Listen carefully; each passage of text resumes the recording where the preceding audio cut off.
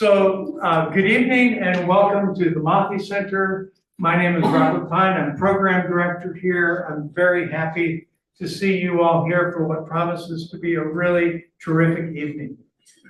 I want to say from the outset, for those of you especially who aren't familiar with our work here at the Motley Center, that we are an independent nonprofit here on the campus of the University of Wisconsin-Green Bay. Since its founding in 1968, when it was known as the Ecumenical Center, the Motley Center has been dedicated to the promotion of peace, justice, and mutual respect, supporting individual and community flourishing while welcoming all cultures and faiths. Our programs create community conversation and interfaith connection, serving both the campus and the community of Northeast Wisconsin. We're really proud to host the Harvey Kaye State of Democracy series, and I want to give a special greeting to Professor Harvey Kaye and his wife, Lorna.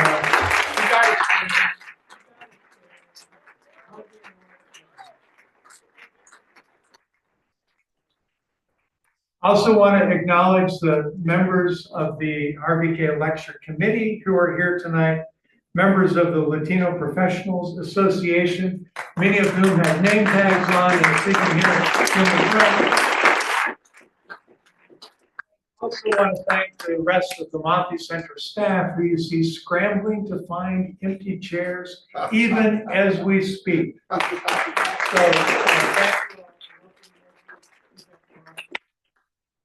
So the host of this series is UW-Green Bay Professor John Shelton. Dr. Shelton is Professor and Chair of Democracy and Justice Studies at UW-Green Bay. He's also the elected President of American Federation of Teachers, Wisconsin. Please welcome Professor John Shelton.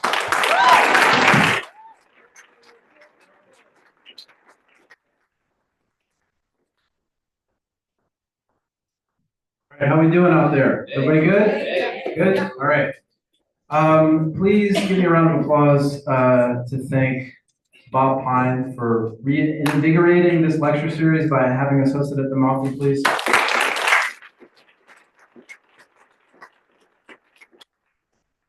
And I know he already singled out Harvey and Lorna, but the reason that we have this series is because of both Harvey and Lorna.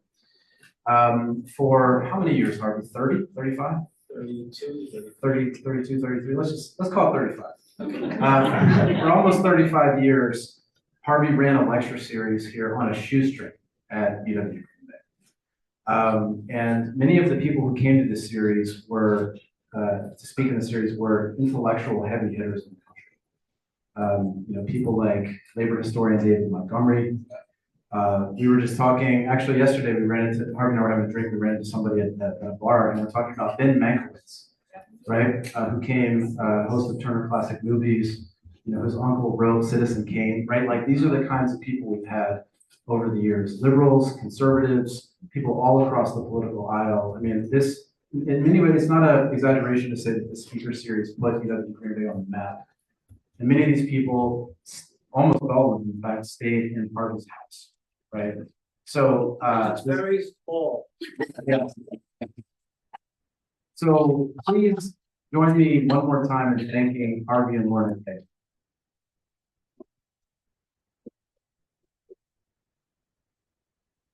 And before I introduce our speaker, who's going to be terrific, I'd like to thank the UW-Green Bay administration, the chancellors and provost and dean's office for helping to fund the Harvey Kaye series. So please give them a round of applause. I'm going to read to you, let's get the quick bio out of the way here, and then I've got a couple of additional things I want to say. And then there's like 4 more people we're going to introduce Sergio. No, I'm just kidding. So Sergio is an associate professor of history at Marquette. He is a historian of 20th century U.S. migration, labor, and religion. His scholarship explores the intersections between faith and social movements, as well as the development of Latino communities in the U.S. Midwest. He's the author of 2 books, co-editor of another. So he's author of Mexicans in Wisconsin, co-editor of Faith and Power, Latino Religious Politics since 1995, And most recently, his book, which just came out, you all pick up, Strangers No Longer, Latino Belonging and Faith in the 20th Century Wisconsin, which explores the relationship between Latino communities, religion, and social movements in the 20th century Midwest. So Sergio is one of the really great up-and-coming historians, intellectuals in our state. We're incredibly lucky to have him. I've known him for a long time. I believe I knew you back when you were president of the Teaching Assistants Association. So we go back in the labor movement. We go back in terms of the Wisconsin Labor History Society and the work that we did there to elevate labor history. We both were members of the Labor and Working Class History Association, so Sergio is all over the place. So he's a great scholar, all right? You all know that. I told you that.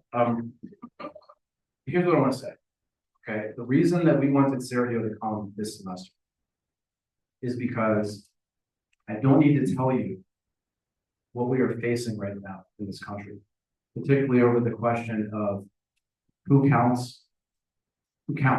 Let's just say that. Who counts in our society? Who's fighting for those people? And what every single one of our moral obligation is to make sure that we stand up for every single person in our community.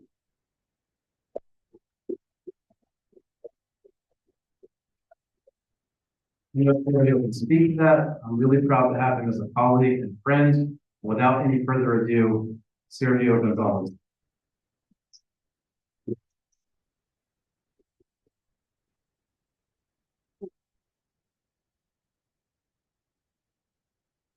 Good evening. No, let's try that again. Good evening, everyone. In a past life, I was a middle school teacher, and we will get you out of your seats if we need to. Get you activated. It's a pleasure to be with you all here today. I confess that I come after a full day of teaching, 3 classes today and office hours, and I didn't have enough coffee today. So I'm depending on you to give me the energy I need to get this talk today. Thank you. All right, that's good. I want to extend a really big thank you to John, to Harvey, to Lorna for the invitation to be with you all here tonight. It's an honor to participate in the long lineage of lecturers and public intellectuals who have come to share this space with members of the Green Bay and Northeast Wisconsin community. And so I'm really honored to be a part of the Harvey Kaye State of Democracy Lecture Series. I also want to thank the Motley Center for their hospitality tonight, for Bob and Jill and the entire staff who made this happen, who opened up this space for all of us to enter into conversation. I want to start with a few caveats. The first being that I generally hate reading lectures. It's not how I teach my classes. In fact, if I had my druthers, I would be walking up and down the aisles with you all today. It's the way in which I make sure my students stay awake while I'm teaching. But what I want to talk to you all about today is from a brand new project. It's from a book that it's in process. I will be on sabbatical next academic year, and my hope is to finish it up then. And so what I want to share with you all today is brand new material. And for that reason, and also because I've been given a strict time limit, I'm going to read a few of my comments for today. That's the first thing. The second thing I will note is that I'm not a legal historian, although I will be covering quite a bit of legal history today. And we will have time together at the end to have a conversation. And so hopefully we can dig into some of these sticky wickets of these points together. The last caveat is one that I've been struggling with a lot since January of this year, which is, what do I have to offer in these precarious times as a historian? Some days I find it much more useful to listen to reporters like those at ProPublica who have been doing on-the-ground work by immersing themselves in detention centers and reporting on the perilous conditions that members of our community are facing. And we should always be listening to frontline responders, members of the community who are developing rapid response networks, engaging in accompaniment at the courthouse, crafting innovative strategies to respond to this particular moment that John already alluded to. So what then does a historian have to offer? All I have are stories. That's all I have. I have stories. And I'm hoping that these stories help us place our current moment into a broader historical narrative so that we understand that what we're facing today is not new. It is not unprecedented, but in fact is part of a longer lineage of both efforts to restrict the boundaries of who gets to belong. As John said, who gets to count? in our society. But at the same time that those movements have been developing for decades in the United States, there has been a parallel movement to expand the definitions of who gets to consider themselves a member of our community. So that's what I want to offer for today. Stories. Okay. On a crisp October day just a few weeks ago, the Reverend David Black, dressed in black and wearing a clerical collar, stood before the Immigration and Customs Enforcement Detention Facility in Broadview, just outside of Chicago. You see this image behind me. He raised his arms heavenward. He locked eyes on masked ICE agents on the roof, and he began to pray. Then, as he told a journalist later, he issued what was functionally an altar call. This is what he told the journalist: I invited them to repentance. Come and receive salvation. Be a part of the kingdom that is coming. Seconds later, as his arms lowered, agents fired pepper balls. One struck him in the head, producing a puff of white smoke that sent him to his knees. Demonstrators who were on site hurried to help the pastor. Meanwhile, the agents on the roof continued to deploy their non-lethal rounds. Reverend Black is now a plaintiff in a lawsuit alleging that ICE and the Department of Homeland Security have targeted him and other clergy in violation of their religious rights. His suit names First and Fourth Amendment violations, as well as infringements of his right to exercise of religion protected under the Religious Freedom of Restoration Act, also known as RFRA. Now, despite these attacks, Catholics, Episcopalians, Presbyterians, Methodists, and Jewish clergy have continued to gather at the detention center's gate, including doing so in the next few weekends, where they have waved banners that read, God's love knows no borders, and love thy neighbor. They've offered interfaith worship service, have sung loudly and proudly, have blockaded gated entrances, doing all of this while risking arrest and the same type of treatment that was meted out to Reverend Black. Reverend Hannah Carden, one of the pastors who gathers regularly at Broadview, says that she prays for the ICE agents as well as the immigrants detained inside. As she knows, quote, these are our friends, our family, and they are being stolen. In response to these faith-based and faith-infused manifestations, ICE and DHS have labeled protesting pastors rioters and accused them of threatening law enforcement. They say those assembled outside the detention facility, not just clergy and people of faith, but a broad representation of Chicago area residents, throw bottles, rocks, and tear gas canisters. Protesters, for their parts, have rejected this frame, saying that they are doing what their faith demands. And just a few weeks ago, after that incident at the facility, 200 Chicago area clergy, Catholics, Protestants, evangelicals, issued a letter decrying ICE's tactics and stating a willingness to, quote, throw their bodies on the line for immigrants. The title of the letter, Jesus is being tear gassed and blood. In this moment, a call for Christian compassion, for Christian mercy meets repression. A pastor offering spiritual care becomes a flashpoint in the fight over whether faith can protect protest immigration detention policies that a growing number of Americans deem to be unfair, unjust, and cruel. So how did we get here? How did prayer and protest, the physical manifestation of mercy, all become grounds for conflict with the state? When did mercy become a crime? The confrontation in Broadview is not an isolated moment, but part of a much larger story. What we're witnessing in Illinois echoes earlier chapters in American history when acts of conscience collided with the machinery of the state. That question, when did mercy become a crime, in fact, is not a novelty. It has been asked before in different decades, under different administrations, by people of faith who found that compassion towards migrants could make them targets of surveillance, prosecution, even imprisonment. To understand how we arrive at this moment, where mercy is met with repression, we must turn to the history of sanctuary itself. Today, I argue, few issues cut more sharply into immigration debates than the contested idea of sanctuary. President Donald Trump and his advisors have wielded the word like a weapon, invoking sanctuary almost daily for more than a decade, while warning of a so-called migrant invasion. He's initiated lawsuits against so-called sanctuary cities and states, as I'm sure many of you are familiar with here in Wisconsin. States and municipalities that refuse to sign 287G agreements or share data generally refuse to function as an arm of immigration enforcement. A vocal contingent of conservative pastors, meanwhile, has supported the administration's restrictive immigration policies, arguing that the United States, like heaven, has a gate that must be respected and protected. So the showdown between church and state is not new. The purpose of my talk today, which draws from a new book project, will be to detail the nearly half-century history of one of the most robust American movements of civil disobedience. In the book, I'm hoping to trace a sweeping yet little-known history of pastors indicted for sheltering refugees, city leaders threatened with federal funding cuts, and immigration agents preparing to break through the doors of homes and houses of worship. Moving across decades and geographies, this story reveals how federal and state authorities have targeted religious and municipal actors who have defied immigration enforcement, and how activists, clergy, and communities have built resilient networks of resistance in response. Today, I'm going to do my best to trace the arc of this history, juxtaposing the stories of faith communities, municipal leaders, and grassroots activists who have offered protection to immigrants facing what historian Adam Goodman has referred to as the deportation machine.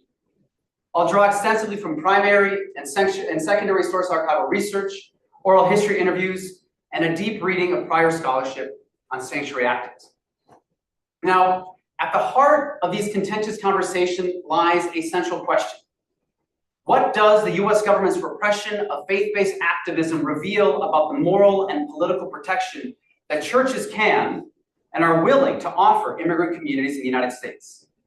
Today, I'll argue that the implications of this advocacy reach far beyond immigration policy. They cut to the heart of America's self-understanding. Who is worthy of safety? Who decides where compassion ends and the law begins? And what happens when acts of mercy are treated as crimes?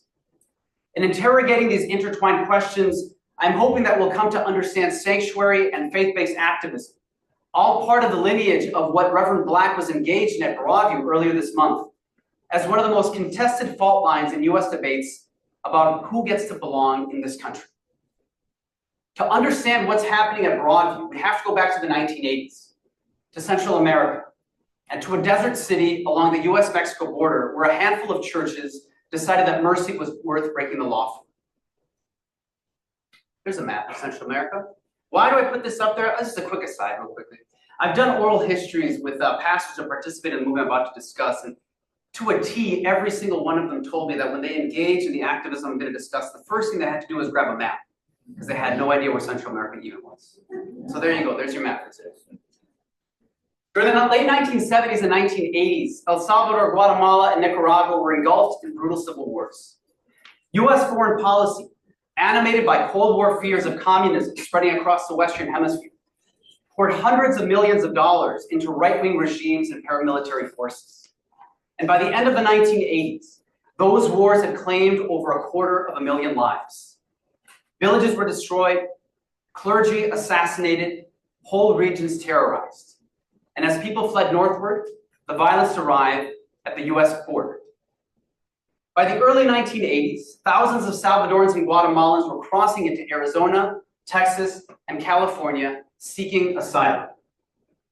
But the US government, invested in the regimes these refugees were escaping, refused to recognize them as political refugees. Less than 3% of Salvadoran and Guatemalan asylum claims were approved during this decade, less than 3%. The rest were deported, often back into the hands of the death squads they had fled. In Tucson, Arizona, the faith community could not ignore what was happening. The Tucson Ecumenical Council, a coalition of 60 congregations, began offering food, clothing, and temporary shelter to arriving refugees. Border Patrol and local immigration agents had contacted the council and one of their principal leaders, a Presbyterian pastor named John Fife, for help with sheltering Salvadoran migrants who had survived the desert crossing. At first, Fife and the council agreed. And then they watched those same migrants being deported within days, even when it seemed clear that these people had credible claims for asylum in the United States. As deportations accelerated, they realized that charity alone was not enough.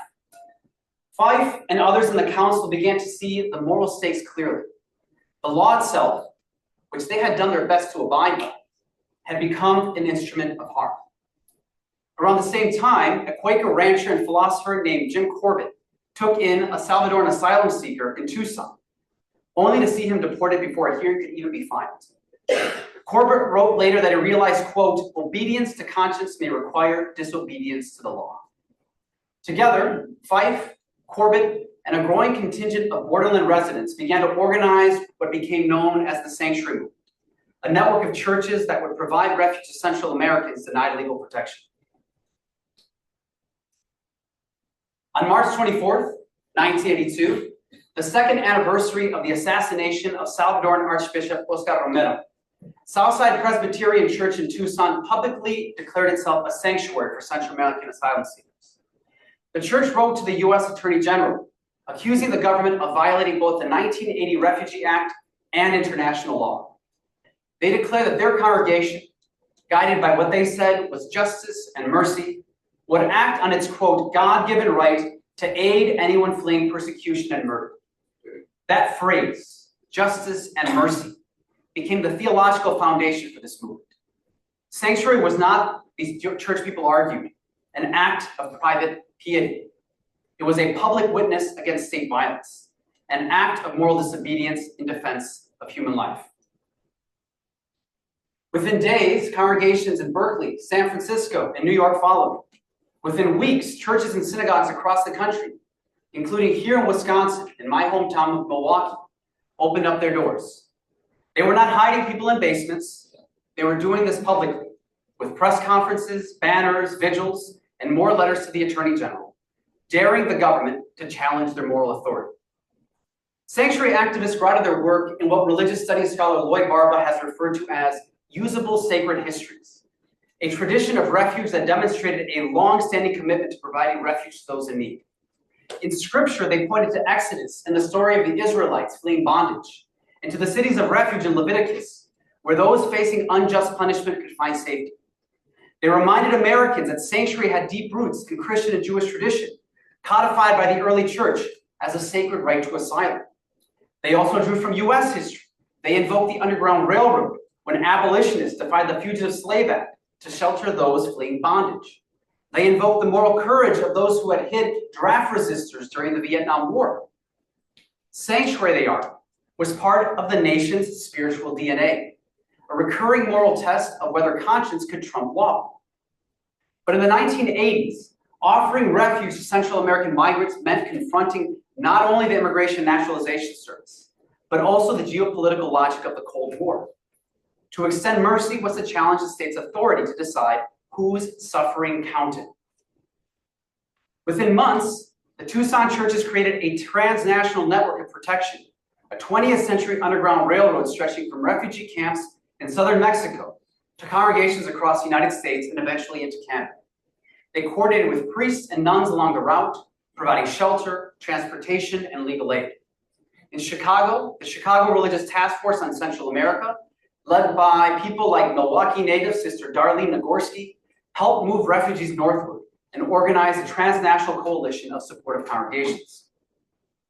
Now, as the movement grew, internal tensions at times surfaced.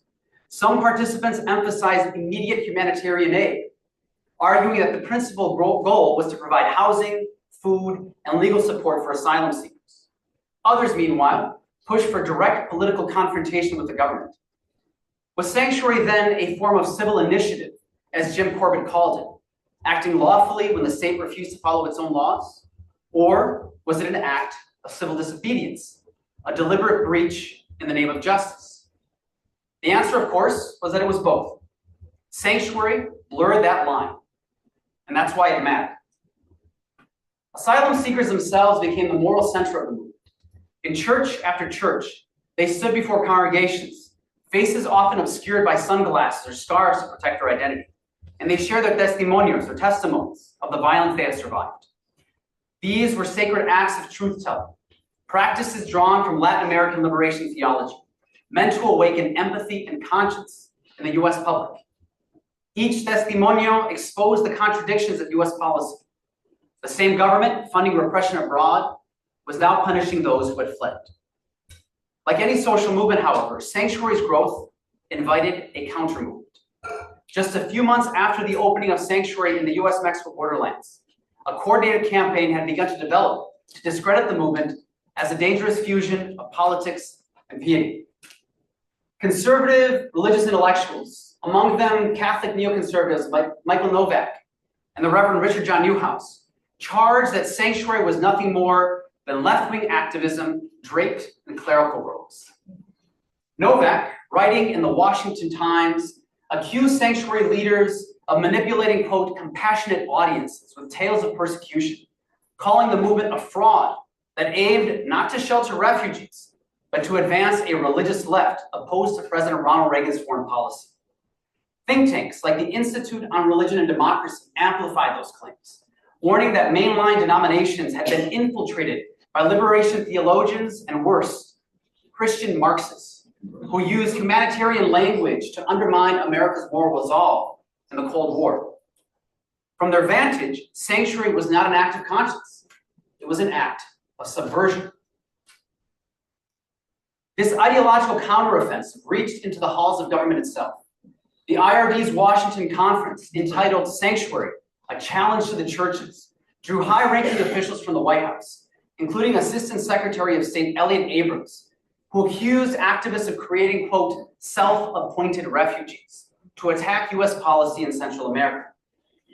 They were joined, if I can click, by the Federation for American Immigration Reform, a restrictionist group that warned Sanctuary would unleash, quote, a flood of immigrants on US communities. Together, these alliances of neoconservative theologians, policymakers, and anti-immigration activists sought to delegitimize the act of mercy itself, portraying faith-based aid to refugees as naive at best and treasonous at worst. What we might call a theology of suspicion emerged, a conviction that compassion could be co-opted by political actors with ulterior, perhaps even sinister motives. Yet this opposition did not exist only in the corridors of power or in the pages of conservative journals. It also took root in local communities, in neighborhoods where sanctuary houses and migrant shelters sat side by side with middle-class homes. In these spaces, the national panic over migration and morality became intensely personal. Let's go to Brownsville, Texas. There, a modest Catholic-run shelter called Casa Oscar Romero had, by the mid-1980s, become one of the most visible nodes in the sanctuary network. It offered food, rest, and safety to Central American asylum seekers who had just crossed the Rio Grande, to people fleeing war, who were traumatized and exhausted. But for some of their neighbors, Casa Romero represented not refuge, but an invitation for invasion. In 1987, a group of residents calling themselves United We Stand decided to take matters into their own hands. They built what they proudly called an illegal alien control tower, a 30-foot, 3-tiered wooden structure that loomed over the shelter's backyard, complete with spotlights, cameras, and even night vision goggles. Quote, they'll never know when we're watching, one man boasted to reporters. Their leader, you see right there, Joe King Jr., a Brownsville businessman and devout Catholic himself, insisted that shelter was, quote, hiding under the cloak of Christianity to smuggle foreigners into this country. He and his neighbors filed lawsuits, harassed the nuns who ran the shelter, and logged the license plates of anyone who visited. They believed Casa was not a ministry of mercy, but a front for leftist conspiracy, a place where religion had been hijacked by politics. King's language drew directly from the broader anti-sanctuary discourse percolating throughout the decade. The same warnings about those Christian Marxists, the same insistence that compassion was being weaponized by America's enemies. In letters to local newspapers and interviews with national outlets, he accused Bishop John Fitzpatrick, the same bishop who had defended Casa's mission, of defying US law and endangering the nation. And at one point, King even condemned Pope John Paul II himself for, quote, putting gasoline on the fire after the Pope voiced solidarity with migrants during a border visit. Like many critics of sanctuary, King fused nationalism with religious conviction, framing his opposition not as bigotry, but as righteous patriotism. And while United We Stand never represented a mass movement, its protests were small and its membership thin, its symbolism mattered. The tower that they built became a local monument to fear, a physical manifestation of the belief that compassion had gone too far. Refuge itself was being surveilled. The shelter's residents, many of them traumatized by death squads back home, mistook the cameras for the same enemy soldiers they had fled. In that sense, the Brownsville story distills the entire paradox of the 1980s. Acts of mercy that sought to heal the wounds of war instead of reopen them on American soil. When we look at these layers together, the think tanks in Washington, the anti-immigrant lobbyists, the neighborhood watchtowers on the US-Mexico border, we see that these attacks on mercy were more than efforts to keep churches clean of politics. They were intensely cultural and communal. These attacks were built and nurtured through a coalition of actors convinced that the church's embrace of refugees represented not holiness, but heresy. Sanctuary, in their eyes, became the site where law, faith, and belonging collided, a collision that revealed as much about America's fear of the stranger as it did about the limits of a theology of love. For several years, federal officials tolerated the movement publicly while infiltrating it privately. By 1984, Border Patrol and INS agents began surveilling sanctuary networks, arresting volunteers, and even raiding churches. The first convictions came in Texas of that year, where 2 Catholic lay workers were sentenced for harboring refugees. But the government's most aggressive move came in 1985, when a federal grand jury in Tucson indicted 16 sanctuary workers, including Corbett, Fife, and Sister Nagorski, on 71 felony counts. The government compared them to drug traffickers, accusing them of running, quote, a smuggling ring. The press dubbed it the sanctuary trial. Inside the courtroom, the defendants hoped to explain their actions as moral and religious obligations. They hoped to demonstrate not only their innocence, but their righteousness. And the original legal defense sought to claim obedience to a higher law, the laws of compassion and mercy.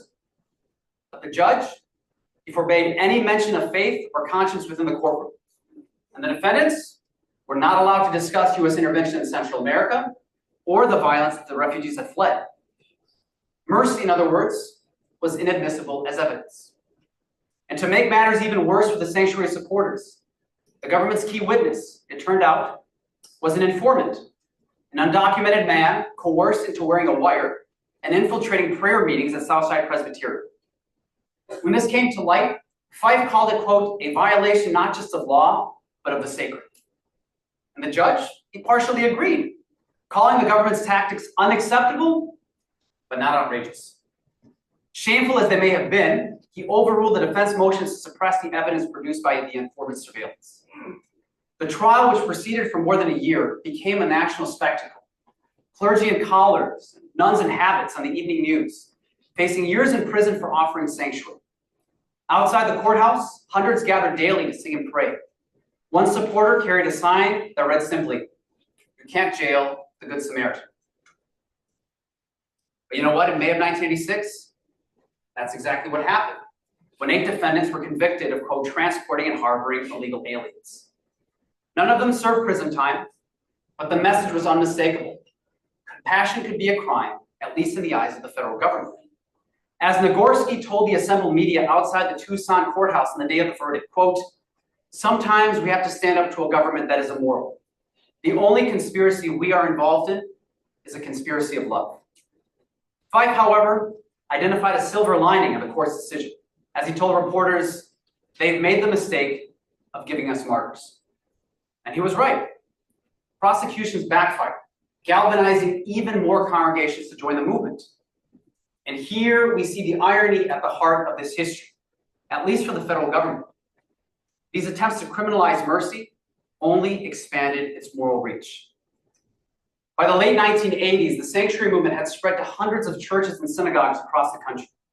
Cities like Seattle and Los Angeles declared themselves cities of refuge, while governors in New Mexico and our great state of Wisconsin proclaimed their states as sanctuary states. These secular manifestations of sanctuary represented a growing number of Americans' realization that they had an obligation, a responsibility of challenging U.S. foreign and domestic policies.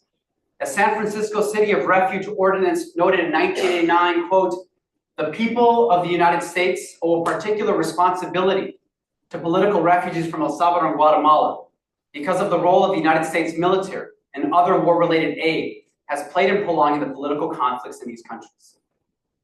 Even when these pronouncements were sometimes symbolic, these declarations signaled a growing conviction that local communities had the moral right, perhaps even the moral duty, to resist unjust federal policy.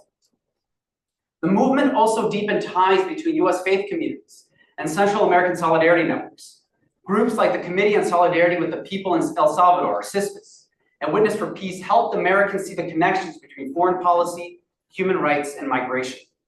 Sanctuary wasn't just about shelter, it was about witness, about exposing the moral costs of U.S. intervention.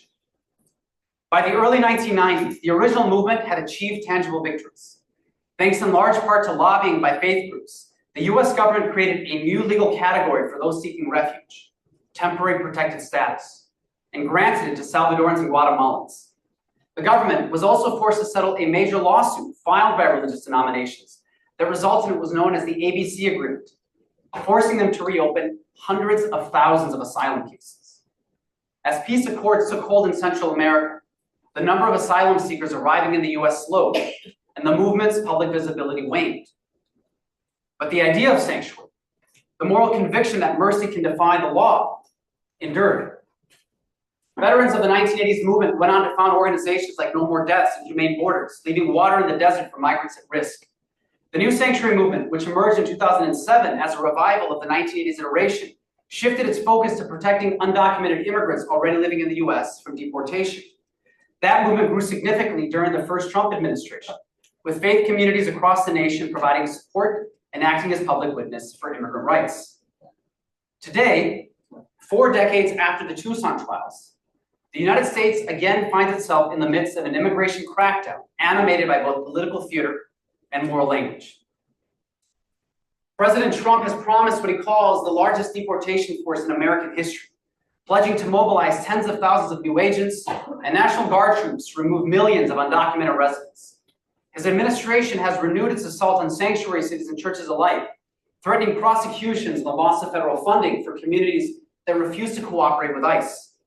The sensitive locations policy that once functionally shielded houses of worship from raids was rescinded on his first day back in office. And faith leaders across the country now report plainclothes agents surveilling churches and shelters once considered sacred ground. As Liz Reiner Platt, director of the Law, Religion, Rights, and Religion Project at Union Theological Seminary, and Reverend Fred Davey noted in a recent opinion piece, President Trump's anti-immigration agenda has become an attack on the very concept of freedom of worship. And for those interested in learning more, I would recommend their latest report, which they just released earlier this year, called Religious Liberty and Immigration. Trump's message is clear. No space is beyond the reach of enforcement, not even the sanctuary of the church. One important aspect that connects this movement to the 1980s is that the language of faith is not confined to the movement for mercy. It's also being wielded by those seeking to restrict it.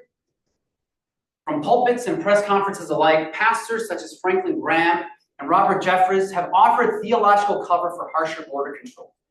They've invoked biblical arguments, arguing that God established sovereign nations and their borders, Acts 17:26, and that crossing borders illegally violates God's command to obey civil laws, Romans 13:1-2. Others have argued that Christian love and compassion towards the sojourner and migrant must come second to a community and government's responsibility to its citizens, Timothy 5:8. While the Bible commands love for the stranger, then, those opposing sanctuary argue that hospitality must remain limited and conditional. In 2025, even the White House has entered the theological battleground. Earlier this year, Vice President J.D. Vance invoked the concept of order amoris, the order of love, a concept rooted in Augustinian and medieval scholastic thinking in defense of restrictive immigration policies. This is how Vance framed it. You love your family, then you love your neighbor, and then your fellow citizens, and after that, you can focus on the rest of the world. His critics, which included Catholic theologians and Pope Francis, swiftly challenged that reading, arguing that it inverts the Christian logic of universal dignity and reduces neighborly love to concentric circles of exclusion. In effect, Vance was attempting a theological recalibration of what the Catholic Church has taught for centuries, all to argue that migrant care must always remain subordinate to obligations to one's family or nation. Besides being bad theology, Vance's statement was more than rhetorical sleight of hand. It served as more of a move to co-opt the ethic of Christian love in the service of policies that curb sanctuary and justify exclusion. Now, Vance's amateur theologizing did not arrive in a vacuum. His comments are echoed elsewhere in the conservative religious sphere, not just in elected office, but across social media and even official government communication. Some religious media personalities and so-called Christian influencers, as they call themselves, now warn against what they term toxic empathy, what they see as a form of uncritical compassion or blanket inclusivity that leads Christians to support a number of harmful policies, including endorsing what they say are open borders. Ali Beth Stuckey, for instance, cautions that, quote, empathy becomes toxic when it encourages you to affirm sin, validates lies, or supports destructive policies. Her argument reframes skepticism about punitive border enforcement as a kind of prophetic moral realism, casting advocates for immigrant rights as overly sentimental or politically manipulated. At the same time, the Department of Homeland Security and ICE have begun using religious language in their social media messaging, invoking mercy, compassion, dignity, humanitarian principles. It's an all not too subtle way of adding a religious veneer of moral legitimacy to their enforcement actions. This layering of sacred idiom over coercive state power makes dissent appear as not merely political opposition, but spiritual misalignment, raising the stakes when faith communities act in solidarity with migrants. When DHS posts these tweets, they are in effect blessing the work of immigrant exclusion, offering a sanctification of the government's criminalization of immigrants and those who support them. In contrast to narratives that consecrate migrant detention or subordinate migrant compassion to nationalism in a form of ordered charity, Pope Leo XIV has made several recent statements that reclaim Christian care for migrants as integral, not peripheral, to Christian identity. At a Mass in St. Peter's Square earlier this month, he declared that Catholics must open their arms and hearts to immigrants, rejecting, quote, the coldness of indifference or the stigma of discrimination. In another address, he explicitly challenged what he called, quote, the consistency of pro-life rhetoric that opposes abortion, but tolerates what he described as inhumane treatment of immigrants. These statements resist the framing of migrant care as something that can be trimmed back in favor of duties to family or nation, instead insisting that welcoming the vulnerable is central to what it means to live out the gospel. Within the United States, Catholic bishops and other mainline Protestant leaders have similarly pushed back. The U.S. Conference of Catholic Bishops, in statements from its Migration Committee, has emphasized that charitable acts towards migrants are not optional. They are, quote, indispensable expressions of the Church's very being. Mainline Protestant leaders have also affirmed that Christian faith traditions cannot be neutral on questions of refugee welcome and the dignity of undocumented persons, arguing that policies which dehumanize migrants are not just political mistakes, but moral failures, inconsistent with the witness of Christian teaching about hospitality and love for the stranger. These theologies insist on reconciling faith with action and solidarity, refusing to allow Christian ethics to be co-opted into exclusionary or nationalist agendas. They deploy language rooted in dignity, hope, vulnerability, and moral consistency. The story, it seems, then comes full circle. 40 years after Tucson, a similar moral drama is unfolding outside a detention center in Broadview, Illinois.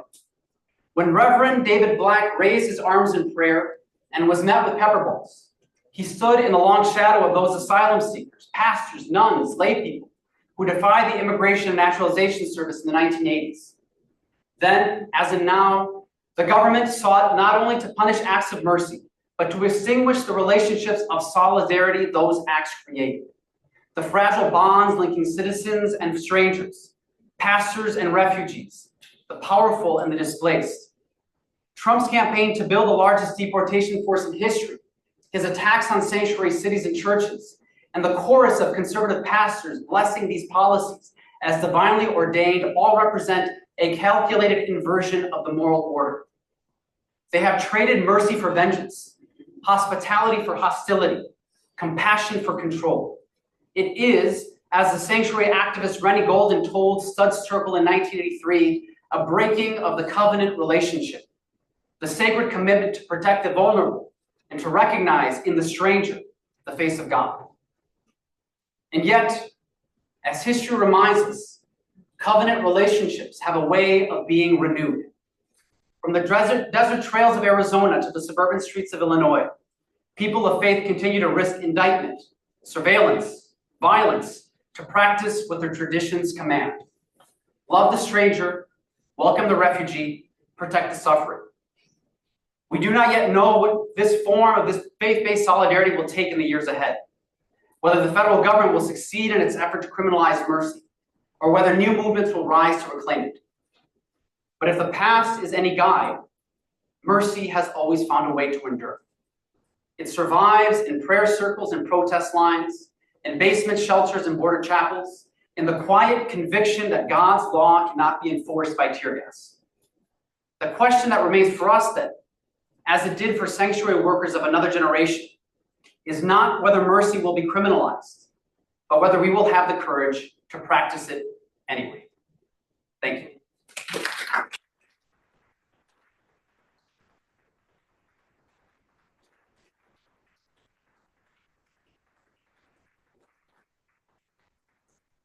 Thank you, Sergio. So we have a couple of ways you can ask questions. There are a couple of us with microphones who will gladly bring one over to you. There are a lot of us here tonight, so I'm going to ask you to keep your questions really tight and to the point, if you may. Not so many statements, more questions. Also, those of you who are watching on Zoom webinar, you're welcome to enter a question into the Q&A or the chat, and those are going to be relayed to me by text. If you see me pull my phone and look, it's not because I'm checking the World Series score. It's because I'm looking for questions, okay? So I will be doing that. And What is the World Series? I don't know. We'll let you know later on. Okay, so let me just ask the room here, who would like to be first with the question? And right here in the front. So it's a bit of a silly question. Oh, I love silly questions. Go for it. Throughout like pictures of protests I've seen on the internet and like just like some signs people use to fight for their reasoning, I can't help but notice that a lot of people like to choose and pick verses out of the Bible. And like I'm just curious as to why people like have been doing that for so long and like just like why you choose like what you choose to believe in, because in the Bible and in the Old Testament people doing terrible things, and it's just like, where do we draw a line?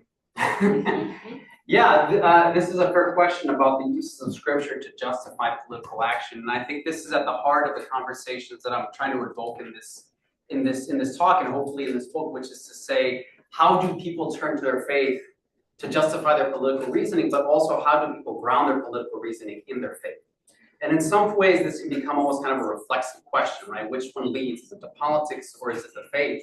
And I think what these arguments are trying to get to is at the nut of that. What is the seed argument here? I think it's impossible to find a time in American history where Americans have not turned to scripture as a way to justify actions we may deem reprehensible and those that we find admirable, right? So we can turn to the 19th century and think about how the Bible was used to justify human bondage, but also how abolitionists turned to scripture to argue that human bondage was immoral, unchristian, and something that should be done away with, right? And so what you're asking is an open question that I can't answer myself. In fact, it's one that we're going to continue to argue as a civil society that sees itself still being grounded in some ways in questions of faith, right? Even as we become a more secularized nation, even as fewer and fewer people are going to church, right? Faith somehow still serves that important moral variant for a lot of individuals. Thank you. I've got another question in the front, and then happy to. I think you've already answered half of this, but I was gonna say there's a certain amount of irony in allegedly the same religion being on both sides of this conflict. I was wondering if you could draw any parallels to maybe the antebellum era split between Baptists and Southern Baptists. Yeah, I mean, yes, that is, that's a US history seminar on American religion in the 19th century. I like it, yeah. I mean, it speaks, of course, to the way in which communities begin with this shared reading, right? Scripture, which has in fact existed for centuries, and yet there has never been a clear reading of it that all people can decide on. And it's no wonder that different interpretations of the Bible, both of what they read and how people decide to live it out, have led to schisms, right? And so we can point to, yes, the Southern Baptists and the Baptists in the 19th century over questions of human bondage and other questions. We can point to, Martin Luther's thesis. I mean, there are. This is kind of, I think, inherent to the way in which people have read the Christian Bible. But of course, all denominations and all faiths have gone through this.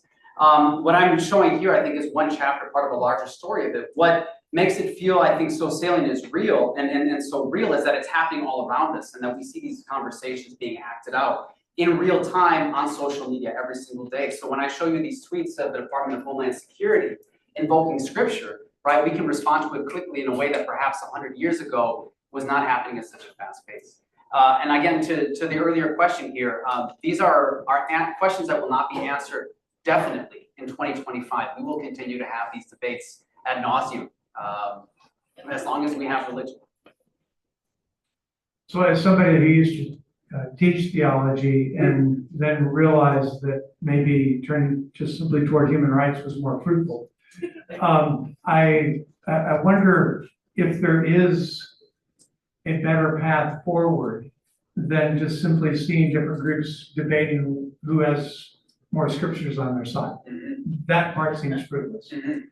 As a historian, what do you see as a path forward for the good people here who would like to see some change in the way that we're responding to immigration? Yeah, I think religion and organized religion is merely one vector by which we have these conversations. The future of migration lies not in the Christian church, it lies not in Scripture, it lies not in the reverend raising his arms in altar call at a detention facility, it lies in organizing. Like everything else, the question is organizing. And organizing requires a deep commitment to public education. It requires a deep commitment to talking to people who disagree with you. It requires listening and not writing people off.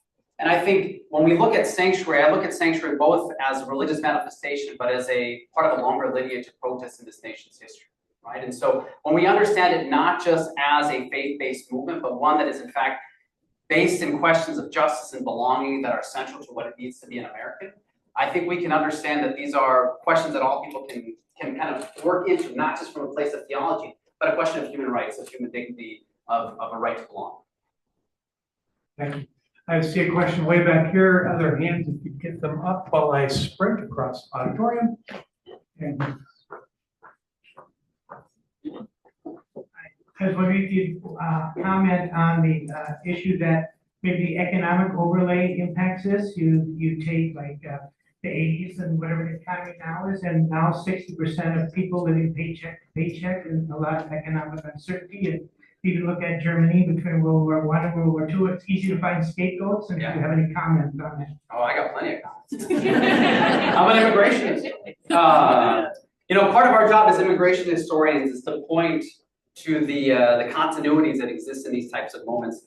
I always tell my students when I'm teaching immigration history that we have to understand the dueling narratives of belonging in this nation, which is, of course, that America is a nation of immigrants, but it is also a nation of walls, right? And so for as long as the United States has invited people to enter into this nation, we have also found ways to restrict who gets to enter, who gets to become a full member of the polity, to become naturalized, to become a member of the larger civic body.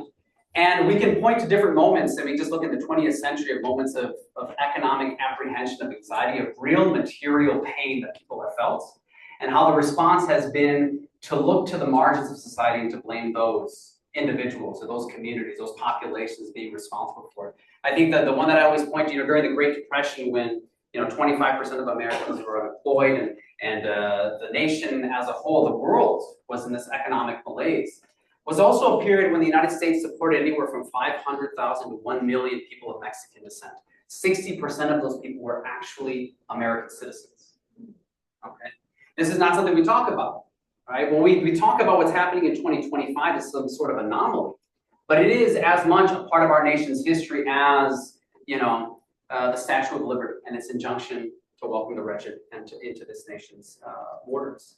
And so I think Americans sometimes arrive at this idea that immigrants or newcomers to the nation are blamed as if it's something novel, right? Like they've kind of discovered what the real problem is. But that novelty has existed in American immigration history since the 18th century.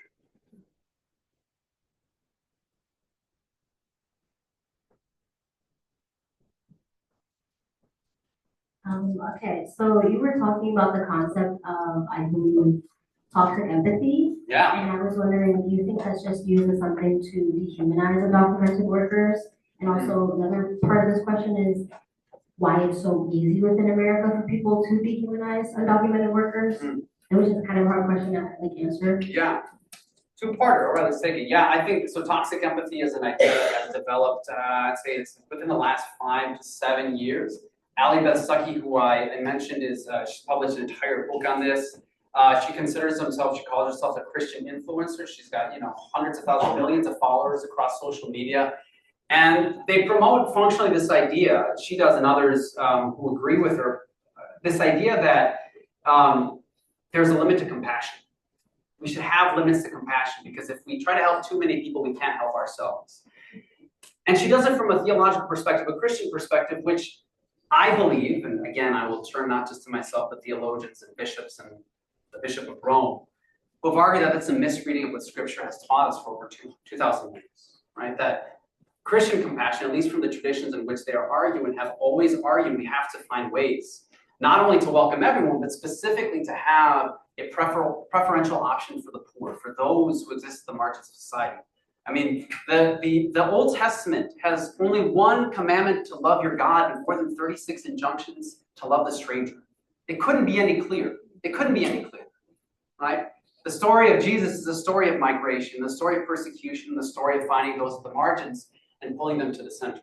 So I can't opine whether it is, a political manipulation or a fully believed idea, whether the people who say it believe it. I don't think it matters whether or not it's justly held or if it's just a form of political cover. What matters is that people are listening to it, right? And some people believe that toxic empathy is something we should be afraid of in this nation. And it gives them license to then say, we should begin to put borders, not just at our nation's boundaries, but in the way in which we relate to each other as well. And I think that has pretty disastrous consequences for the way in which we construct a democracy and a civil society. To your second point on the demonization of undocumented workers, I mean, again, I will return to my earlier point that it's a cheap trick. It's an easy target to hit up. And I think here in Wisconsin, we should know better. We should know better for many different reasons. I mean, I will just point to a few, and I hate to go into crass economic arguments, but I think sometimes that's the easiest way to get into this. Wisconsin, of course, has the #2 dairy industry in the nation. #1 in our hearts, but #2 in the nation. And that dairy industry, the majority of workers are immigrant workers, and the majority of those workers are undocumented workers. I don't know if any of you know what dairy work is like. None of you would like to do it, okay? How do I know that? Because none of you have done it. That's why dairy farmers have gone to find workers from other countries, oftentimes doing so ignoring a person's documentation status. If those workers were to be detained and deported, the dairy industry would collapse. The industry that defines this nation, this state's identity would collapse. The other example I would offer is to go into most rural communities in the state of Wisconsin. My favorite example is Arcadia, Wisconsin. You guys know where Arcadia is? Trempealeau County out on the Mississippi River, right on the edge, right on the border with Minnesota. I went to Arcadia this past summer and drove down Main Street. When I say Main Street, I mean it's the street of Arcadia. And driving through Arcadia, Wisconsin was like driving through the south side of Milwaukee. I felt like back home. Panaderias, Mexican barber shops, quinceañera shops. The majority of students in kindergarten in Arcadia are immigrants. Absent the arrival of these people in rural towns all across Wisconsin, all across the Midwest, these places would collapse. They would collapse economically, they would collapse culturally, they would collapse socially. And so immigrants, whether they're documented or undocumented, represent a lifeline for our region. People are uncomfortable to hear that. It makes people uncomfortable because it means our country is changing. It is. But Wisconsin has always been a home to immigrants. In the 19th century, when Wisconsin was founded as a state, one of the first things our state did was to create a division of immigration. We paid agents to go to Germany to recruit immigrants to this state, invited them to this state, offered them the right to vote before they were citizens. I'm going to say that again. In the 19th century, we offered German immigrants the right to vote.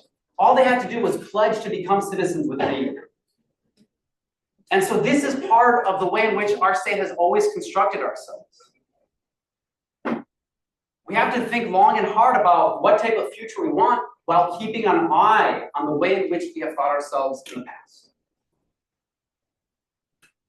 I guess another hand this way. Oh. Yes, I was just wondering, why can't we as a nation, like with our government, come up with an immigration policy that is effective? I mean, it's crazy that we keep going back and forth, and whoever's in power, you know, like now I understand, but I mean, can't we come up with something where we can vet these people that are at the border and not just tie this up forever? The mythical unicorn of comprehensive immigration. Let me start with some hard truths, which is that up until 2016, immigration was a bipartisan project. But that bipartisan project was not welcome. It was exclusion. The deportation machine that I mentioned earlier, term referenced by historian Adam Goodman at the University of Illinois, Chicago, the deportation machine that we have right now was built by both political parties.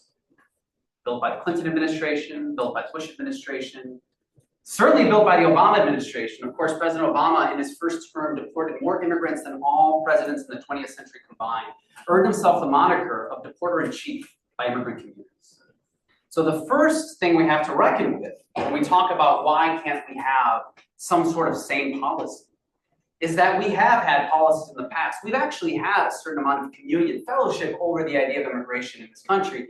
It has just been at the exclusion of immigrants themselves. There has been a radical shift since 2016.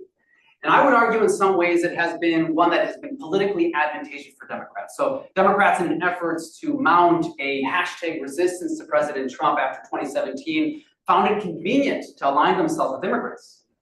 And how do we know it's politically advantageous? Because in our current times, Democrats again return to the question of maybe we need to become a little bit harder on immigration policy. Maybe we need to restrict that border a little bit more. So I think my guiding answer to that is that Americans writ large don't know what they want. Do they want cheap labor? Do they want to be seen as welcoming? Do they want to restrict people in hard economic times? The answer is they want it all, and that's what they've been getting for the last 30, 40 years. And I think until Americans writ large as a citizenry understand what they want their immigration policy to look like, we're going to continue to have the same chaos, the same conflicting political messages, the same seesaw actions. And I think the people who are left dealing with those consequences hardest are immigrants themselves. Okay, so you talked about a strategy being to organize earlier, and being a law student learning about the legal procedures, I find it kind of frustrating that thinking about organizing and exercising our First Amendment rights by taking to the streets and protesting can still be regulated by our government. Yes. So I was just wondering if you had any suggestions on what organizing could look like outside of just taking to the streets and signs and using our voices. Absolutely. A wonderful question. I'm teaching my Latinx civil rights movements class this semester. That's all we talk about.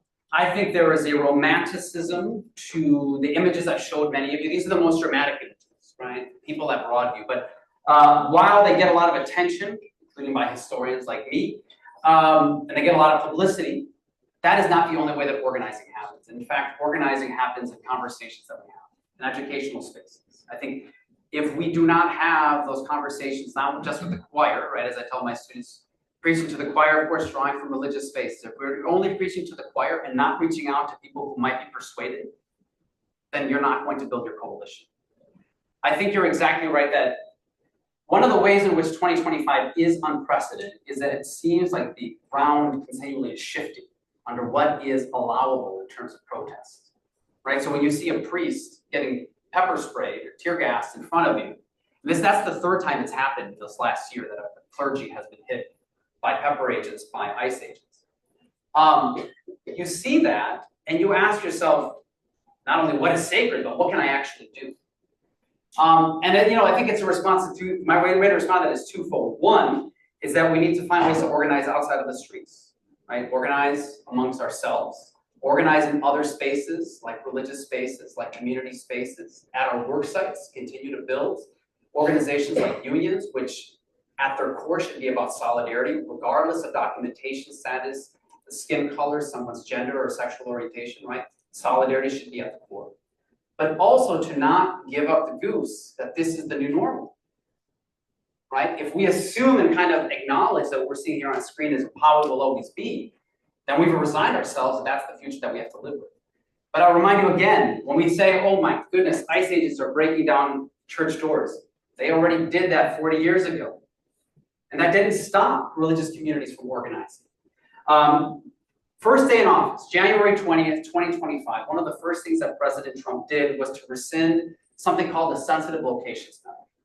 For those of you who don't know, the Sensitive Locations Memo is a longstanding policy in the Department of Homeland Security that says that ICE agents are not allowed to go into quote-unquote sensitive locations.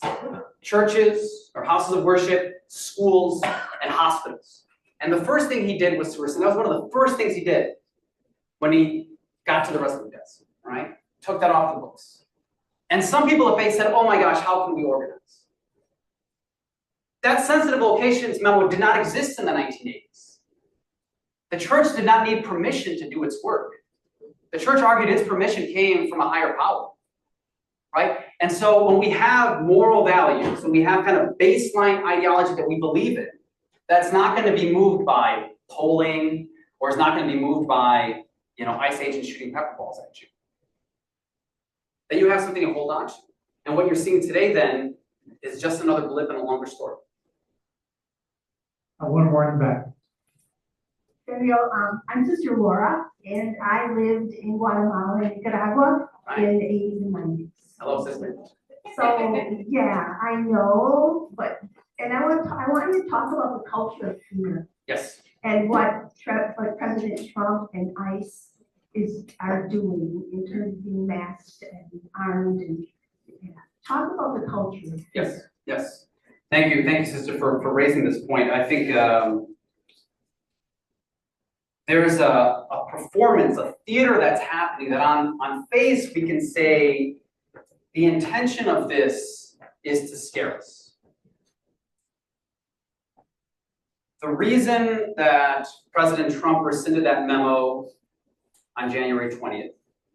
The reason that ICE agents feel emboldened to shoot a member of the clergy with the pepper spray when all he's doing is pray is not just to attack that individual, but to send a message to the rest of us that there are consequences for engaging in protest, for questioning authority, for calling into question the very idea of what it means to belong in this nation. That there are consequences for it. And there can certainly be a chilling effect that can occur. We see that in the way in which the federal government has begun to denaturalize individuals, has ripped the status away of people. People who had hundreds of thousands of people living in this country, who have protections under temporary protected status, a category created by the people I've been talking about.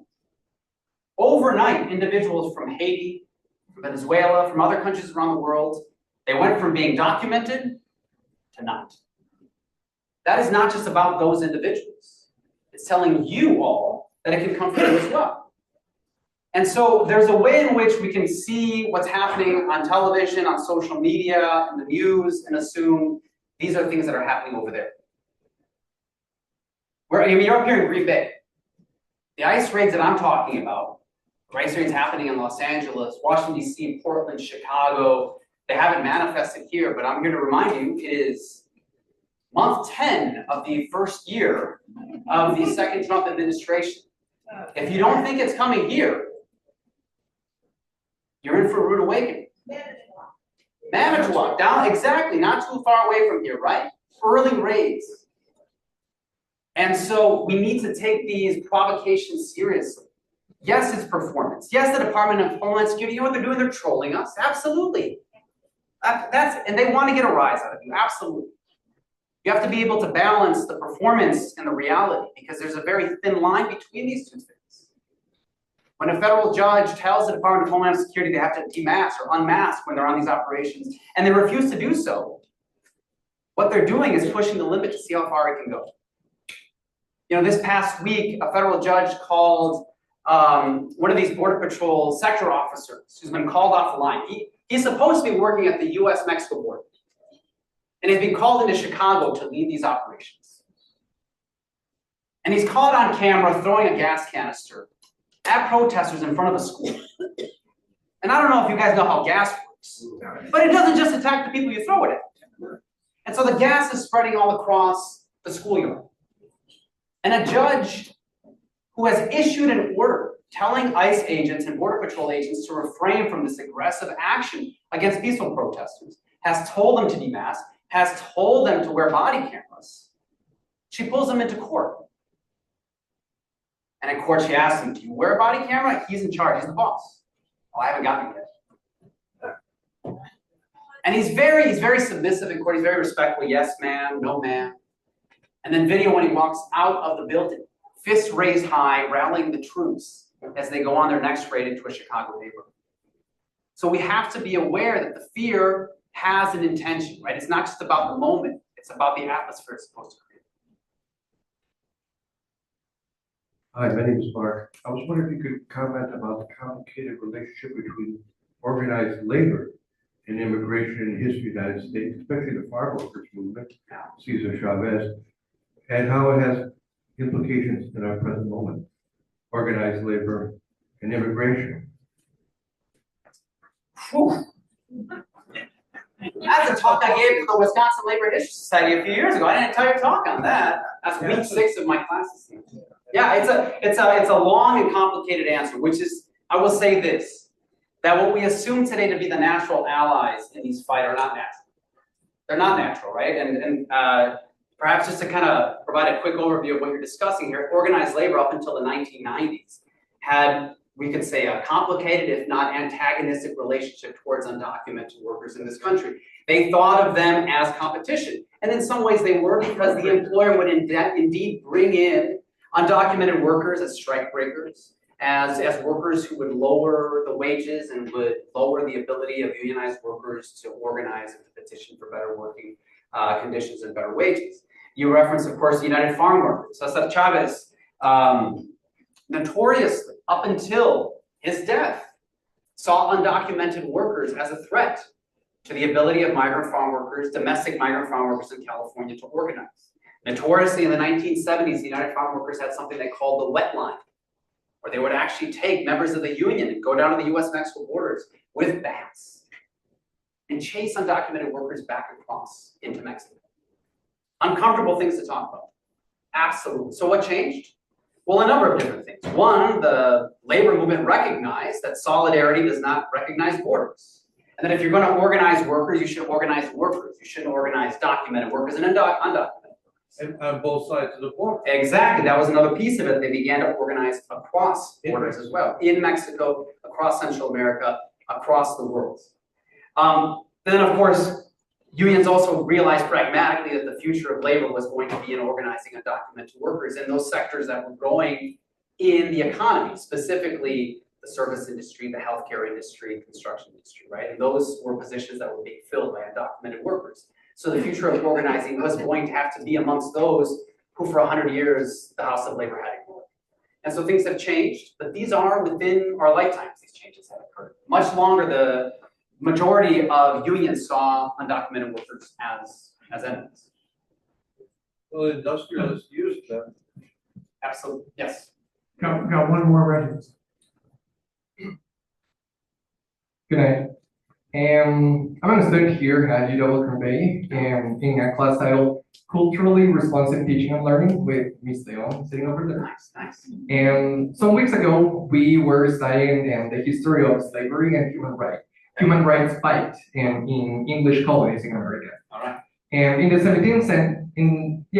1700s, the kings of England used many ideas and policies like birthright and citizenship to divide the colonies, so they were busy fighting each other over the privilege of getting those rights and could not rebel against the royalty. And these same rights are now being discussed by the current administration, planning to remove migrant citizenship and birthright. I can't help but seeing similarities between the practices that the royalty was doing back then and what the current administration is trying to do. So, and the people of the United States are extremely divided nowadays, and much of this division has been motivated by the administration. Yeah. So, what can you say about this? First of all, great work in that class. Sounds like a lot of fun. What can I say about this? To say that it is astonishing to say in the year of our Lord 2025, the 14th Amendment is up for debate. It is hard to wrap. Again, I'm not a legal historian, but I have someone, as the Bible says, with eyes to see and ears to hear. And it is astonishing to think that a court that has for quite some time prided itself on questions of precedence now find it necessary to throw out 150 years of jurisprudence. And all of it, of course, as a form of political expediency, which is to say, the moment seems right to recalibrate what Americans perhaps have taken for granted, which is the law actually means something. And so to think about the 14th Amendment as being up for debate, right? In some ways, it comes back to our original question of how scripture can be reread in novel ways. It is a reminder, as I tell my students, that the law is fiction. Now, what does that mean? It doesn't mean it's not real. It just means we make it up. In the same way that borders are fictions. They're real. Trust me. I've seen them. But we make them up. We make the parameters of how they exist. They are socially constructed. And that can be a way of understanding them as being open for interpretation for progressive ends. That we can expand the boundaries of who gets to belong. That's what the 14th Amendment represents. A reconciliation with America's original sin. But to think about borders and laws as being fictions also means that we can reconstruct them in exclusive ways, in exclusionary ways. And that's what's happening today. So as a historian, as a teacher, for me, it serves as a reminder to my students that these questions are open-ended. We shouldn't take them for granted, but we are all actors with agency, which means we have a role to play in the way in which this is all going to shake out. I'm going to cross over here for one more question, and I think Maria, you got the last one. Thank you, Mariela. Wondering if you can talk about the role that large organizations or corporations might play when you compare it to the 1980s, 1930s, when there was another effort for mass deportation. It seems that, at least in the tech industry, there's been some influence. I believe it was Microsoft who recently removed the Ice Blocker app. So, what role do you see large corporations playing in on this? Yeah, never good ones. I think under pressure, Microsoft removed this important app, Ice Blocker, which was being used by communities as part of their rapid response networks. For those of you who aren't familiar, communities have engaged in mutual aid out of necessity, right? They can no longer trust the state to abide by the law. So what have they done? They have relied upon themselves to create a network where they can alert each other if ICE agents are in a community. And they did so using a community-created app called Ice Tracker. And people would ding it, and then people would get a ding on their phone that ICE was nearby, and then they could mobilize themselves for safety. And at the behest of the Trump administration, Microsoft and Apple removed these from the App Store. What it reminds me, of course, is that corporations, and I don't say this to be cynical, this is just common sense, they have an obligation, and that's the bottom line. The bottom line doesn't care about human dignity or justice. The bottom line cares about shareholders, and it cares about access to power. I mean, the other example to me is Mark Zuckerberg, who about 10 years ago started an organization called Forward.us. And their intention was to fund comprehensive immigration reform. You know, crassly, the reason they did it is because Facebook, like other companies in Silicon Valley, needed access to cheap tech workers to come over on visas, right? So they were working towards immigration reform with a very specific end. Today, comprehensive immigration reform is not a reality. It's not going to happen in the next 5 to 10 years, not the way we think about it. Nor is it politically advantageous to be arguing for it. So Mark Zuckerberg has to fund that organization, and it's disavowed its original mission. And so it should be a constant reminder for us that our strength comes within our communities and within our own organizing. And that corporations, and I don't say this again to be cynical, we have to treat them for what they are. They're businesses. They're not there to support our organizing efforts. It's in fact our obligation to hold them accountable when they give us a specific message and they decide to walk back from it when it's no longer advantageous for them. Okay, I have a feeling we could be here for another several hours, taking more questions and directing them to you. Thank you. Thanks so much. That was fantastic.